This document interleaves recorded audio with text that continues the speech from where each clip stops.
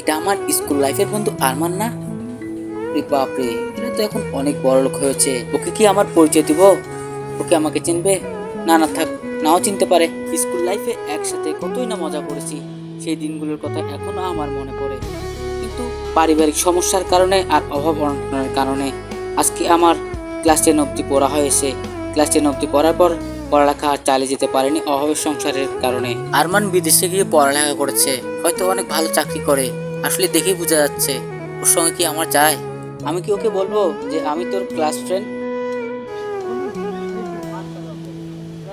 আরে এখানে সালামও আছে দেখছি। তারা কি আমার সঙ্গে আর এখন কথা বলবে? তারা কি আমার পরিচয় দিবে? তারা তো এখন আদরে দুলাল ধনীদের সাথে বেড়া হয়। যাক, তাদের সঙ্গে কথা না বলাই ভালো।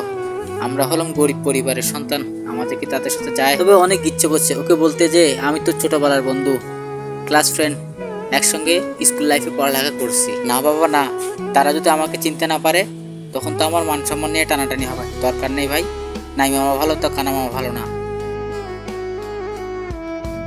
ভাই শুনেন, আপনি যে পেশায় আছেন আপনার মা বাবা আপনার জন্য গর্বিত।